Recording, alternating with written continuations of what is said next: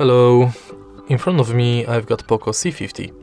In this video I'll show you how to use Google Assistant on lock screen.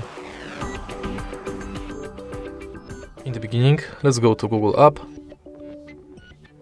enter menu, go to settings, enter Google Assistant and go to voice match.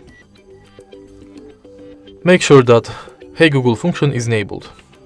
As you can see, it's working, so now we can go back and now enable assistant responses on lock screen.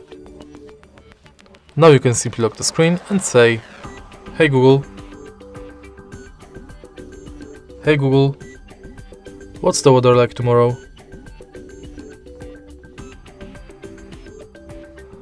And that's it. If you find this video helpful, please leave like, comment and subscribe.